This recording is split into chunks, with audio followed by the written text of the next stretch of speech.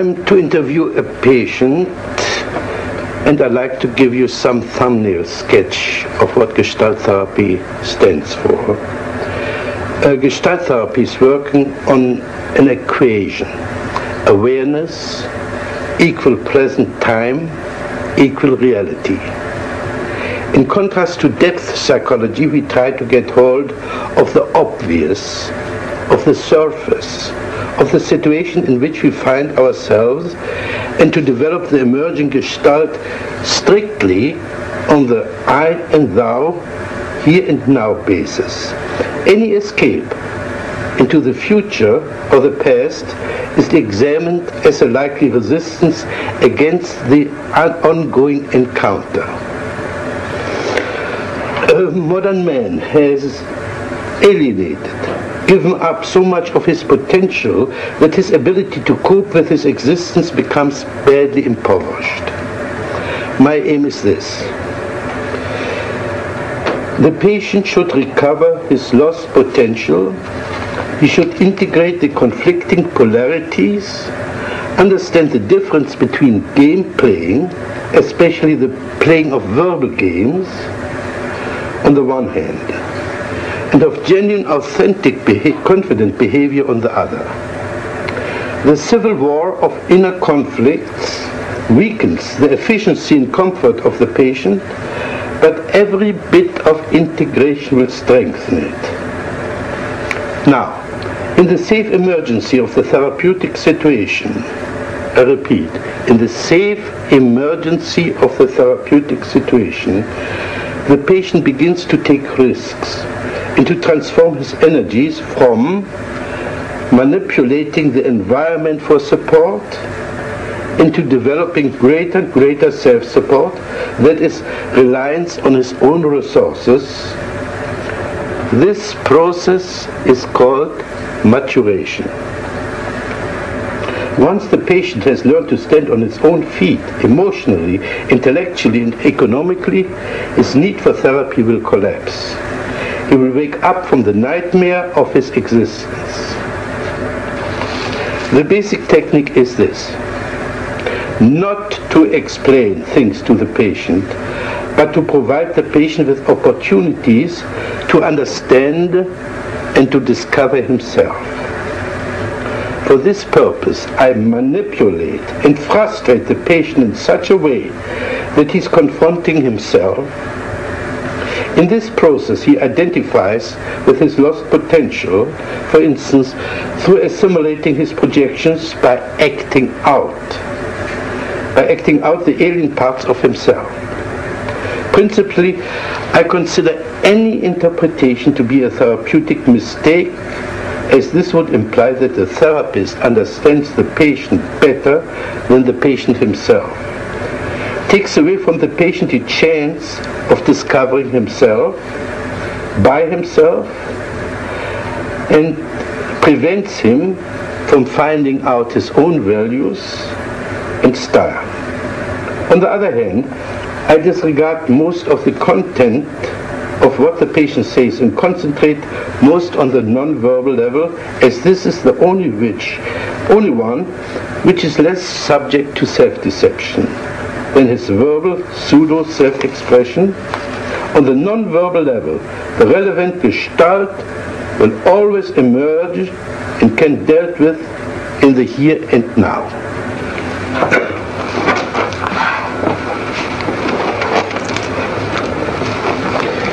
We are going to have an interview for half an hour.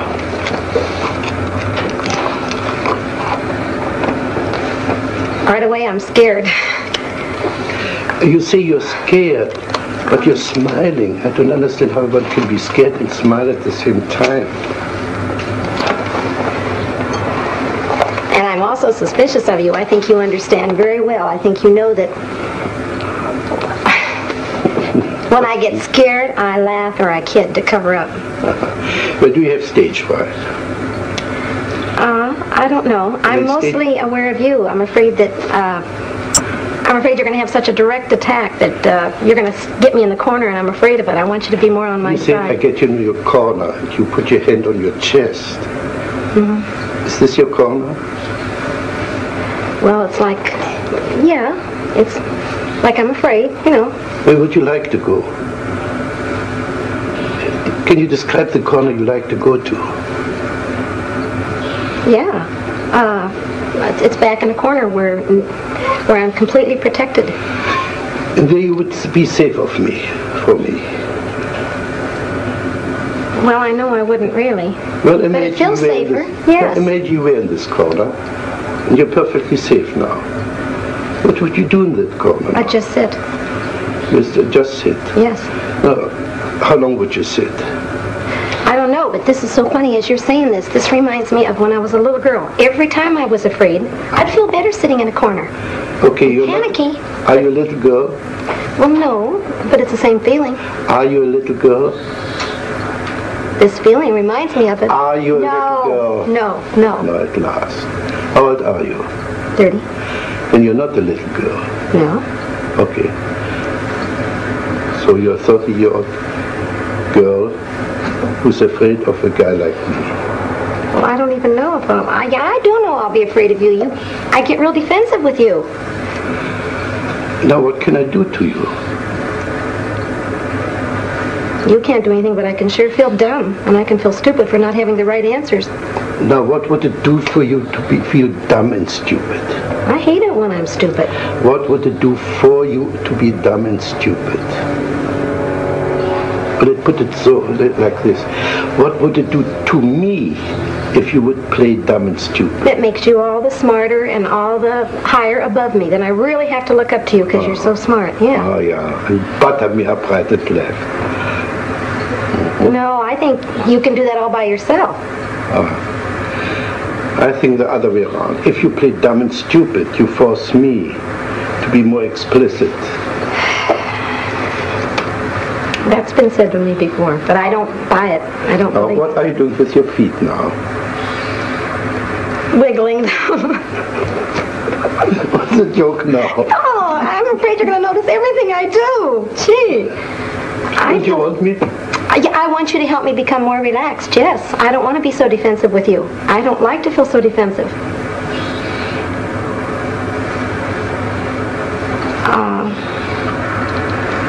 You're acting like you're treating me as if I'm stronger than I am, and I want you to protect me more and be nicer to me. Are you aware of your smile? You don't believe a word what you say. I do too, but I know you're going to pick on me for it. Sure, you're bluff, you're phony.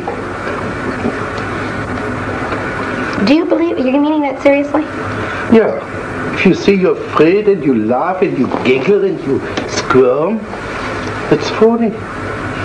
You put in a performance for me. Oh, I resent that very much. Can you express it? Yes, sir. I most certainly am not being phony. I will admit this. It's hard for me to show my embarrassment, and I hate to be embarrassed.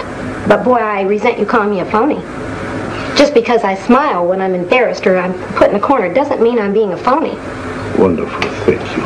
You didn't smile for the last minute. Well, I'm mad at you. That's right. You didn't have to cover up your anger with your smile. Now, in that moment, in that minute, you were not a phony.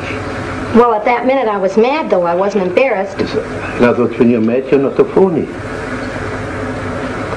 I still resent that. I'm not a phony when I'm nervous. Again. I want to get mad at you. You know what I'd like to do? I want you on my level, so I can pick on you just as much as you're picking on me. Okay, pick on me.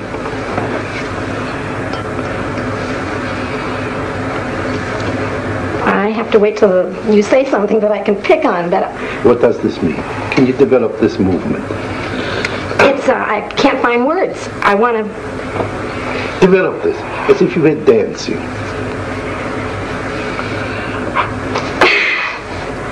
I want to start all over again with you. Okay, let's start all over. I know a corner I'd like to put you on. I'd like to ask you a question, and because I have a feeling you don't like me right off the bat, and I want to know if you do. Can you now play Fritz Perls not liking Gloria? What would he say? He'd say that she's a phony, for one. Say you are a phony. You're a phony, and you're a flip little girl, and you're a show-off. And what would Gloria answer to that? I that answer, I'd say I think you are too.